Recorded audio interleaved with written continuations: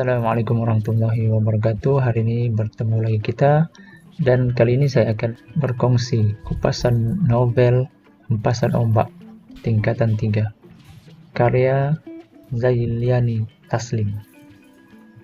Oke, baiklah, kita akan melihat yang pertama, yaitu tema. Tema dapatlah diartikan juga sebagai idea dasar atau persoalan utama yang menjadi dasar penceritaan.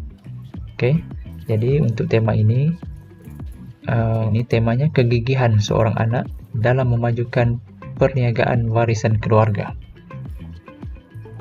Terusnya kita lihat pula persoalan.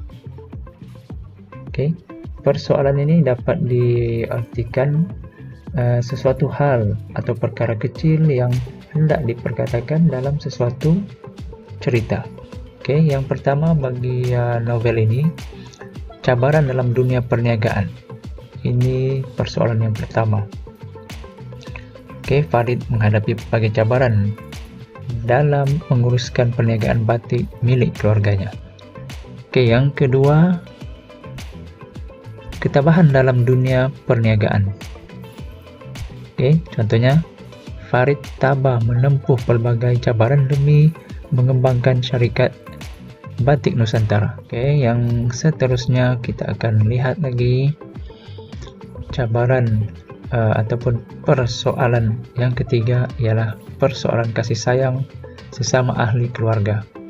Haja Zoya sangat menyayangi anak-anaknya dan dia sanggup menggadai tanah dan barang kemas demi membantu Farid memajukan perusahaan warisan arwah suaminya. Oke, ini yang ketiga. Dan yang keempat, kita lihat bagaimana sikap manusia yang sanggup menolong orang lain. Oke, contohnya Muksin menjadi support kepada Farid dalam usaha membangunkan semula syarikat Batik Nusantara. Oke, itu antara sedikit berkenaan dengan persoalan. Oke, kita teruskan kepada binaan plot.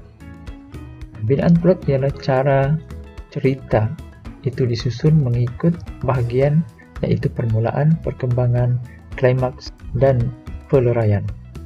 Oke, itu binaan plot. Oke, kalau kita lihat yang pertama dikatakan permulaan. Oke, inilah permulaannya. Farid duduk di dalam bilik dan dia berasa seperti tidak percaya dalam usia 19 tahun terpaksa mengambil alih syarikat Batik Nusantara setelah ayahnya meninggal dunia 3 bulan yang lalu. Oke, ini permulaannya. Oke, seterusnya binaan plot perkembangan. Oke, kalau kita lihat perkembangannya, isu-isu yang berlaku dalam perkembangan antaranya Farid mendengar berbagai cerita tentang punca kematian ayahnya. Oke, dia sendiri tahu bahwa ayahnya mengidap penyakit parah di dalam perut. Oke, banyak lagi cerita di sini. Farid berhadapan tugas penting untuk memulihkan perniagaan keluarganya. Oke, itu semua antara perkembangan cerita ini. Oke, seterusnya kita lihat bagaimana perumitan. Oke, antara perumitannya kemunculan batik bercorak baharu keluaran syarikat Farid menyebabkan batik keluaran syarikat Batik Raja Wali tidak lagi mendapat sambutan. Oke, pemiliknya Mukhtar sangat berdendam terhadap Farid dan dia juga telah mendesak Zuraidah, anak saudaranya, agar tidak menjual batik keluaran syarikat Farid di gerainya. Oke, itu antara perumitannya. Oke, seterusnya kita lihat pula ini klimaksnya. Bangsal batik modern milik Farid telah dibakar oleh orang upahan Mukhtar pada waktu malam. Oke, itu klimaksnya lah ya, ataupun puncak. Oke, seterusnya pelarian. Oke, ini pelariannya. Oke, Mukhtar bin Yusuf, pemilik syarikat Batik Raja Wali, ditangkap polis atas tuduhan mengupah 3 orang samsing membakar bangunan bangsal milik Farid. Oke, itu dia punya pelarian, dan akhirnya ditangkap dan dipenjarakan. Oke, seterusnya kita lihat pula teknik plot.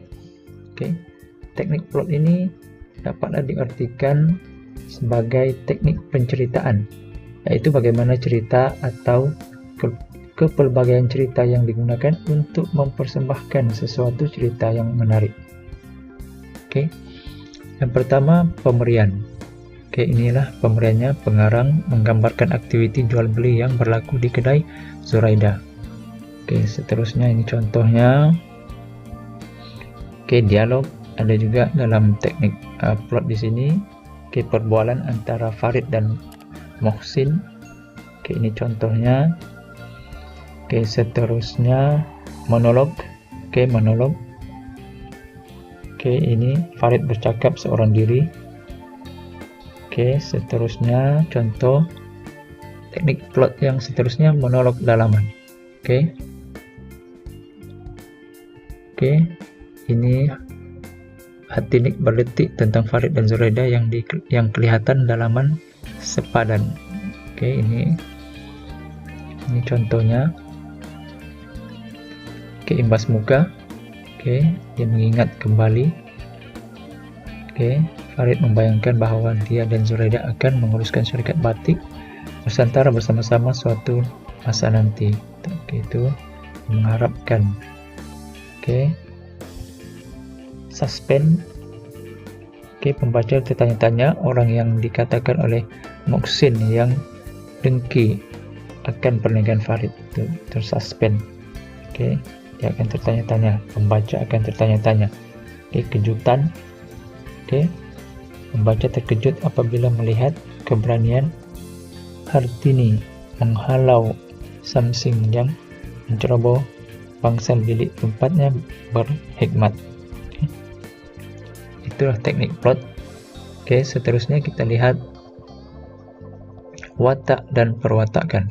Watak dan perwatakan merupakan suatu objek atau pelaku, sama ada manusia ataupun makhluk lain seperti haiwan ataupun tumbuhan.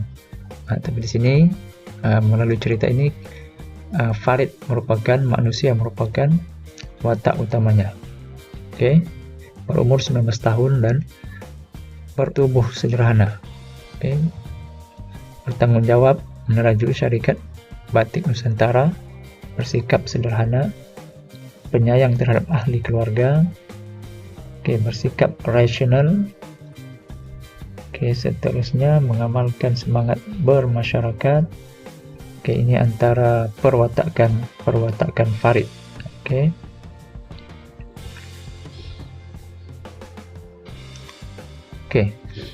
Seterusnya kita lihat pula Muhsin. Perwatakan Muhsin, bertubuh gelap, berwajah bulat dan tampan. Pemilik syarikat nadi zaman.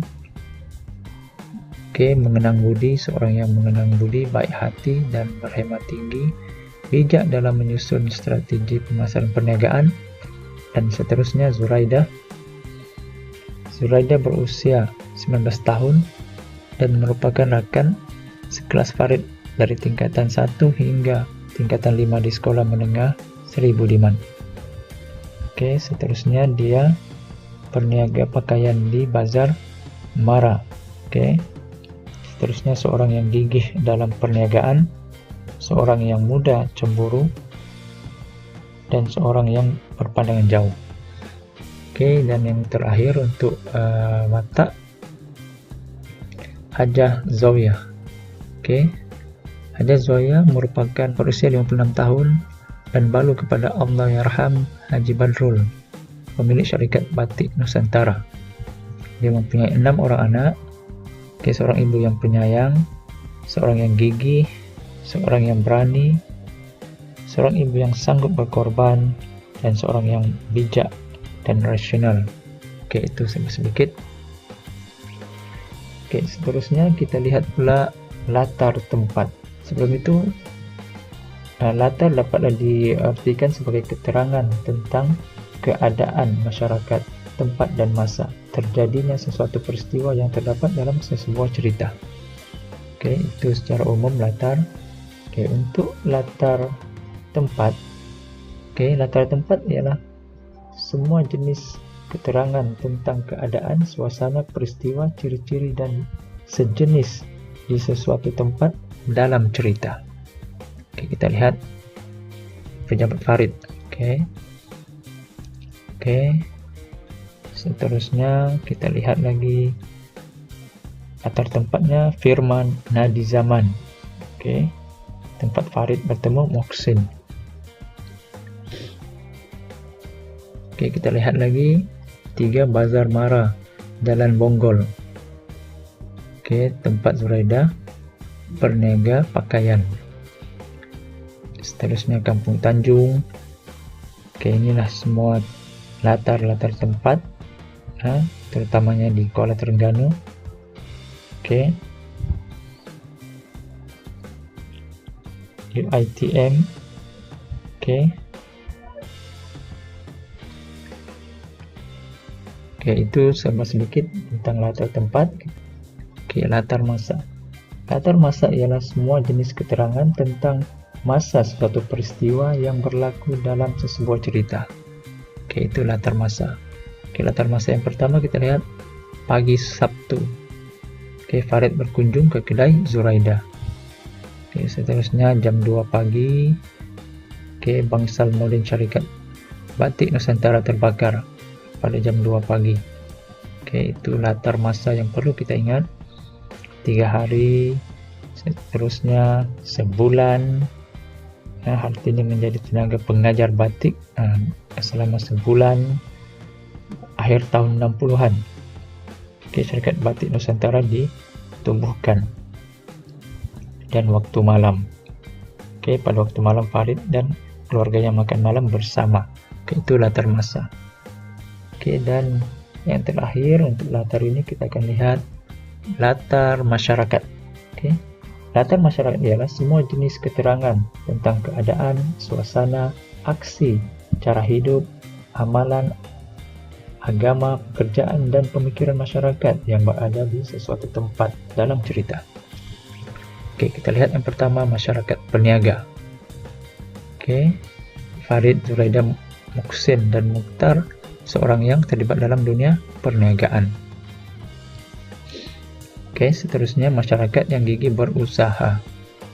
Oke, Farid berusaha gigih. Oke, seterusnya masyarakat yang mementingkan ilmu. Oke, seterusnya masyarakat yang keempat, masyarakat hidup saling membantu. Muhsin dan Zuraida sering membantu Farid dalam urusan perniagaan. Masyarakat yang sanggup berkorban. Oke, Hajjah Zoyah sanggup menggadaikan barang-barang kemas. Oke, seterusnya kita akan lihat nilai. Nilai ialah sesuatu perlakuan atau tingkah laku positif seseorang yang dapat memberikan kesan baik, teladan kepada orang lain. Oke, itu nilai. Oke, nilai yang pertama yang ada dalam novel ini ialah ketabahan. Oke, bagaimana Farid tabah menghadapi pelbagai cabaran. Oke, yang kedua, bertanggung jawab. Oke, Masri bertanggung jawab menyelamatkan Azmi. Oke, seterusnya kasih sayang. Hajjah Zoyah sangat sayang akan keluarga. Oke, tolong menolong. Oke, Muhsin membantu Farid. Oke, bekerja sama. Oke, keluarga Farid dan pekerjanya bekerja sama menyumbangkan ide bagi memajukan perniagaan batik mereka. Oke, seterusnya kita akan lihat pengajaran. Pengajaran ialah suatu perutusan, amanat, peringatan, dan pedoman yang hendak diberitahu oleh pengarang kepada seseorang. Pengajaran juga merupakan unsur teladan yang diterapkan oleh penulis dalam sesuatu karya. Oke, kita tengok. Yang pertama, kita hendaklah tabah menghadapi pelbagai rintangan dan dugaan hidup. Oke, bagaimana Farid tabah menghadapi pelbagai cabaran. Oke, yang kedua, kita hendaklah bertanggung jawab melaksanakan amanah yang diberi. Oke, seterusnya kita hendaklah menyayangi setiap ahli keluarga kita. Seterusnya kita hendaklah mengamalkan sikap tolong-menolong demi kebaikan semua pihak. Oke, Muhsin membantu Farid. Oke, itu sahaja. Sekian, terima kasih. Semoga bermanfaat. Tolong share, komen, dan subscribe apa-apa yang ada dalam penyampaian pada kali ini. Itu saja. Sekian, terima kasih.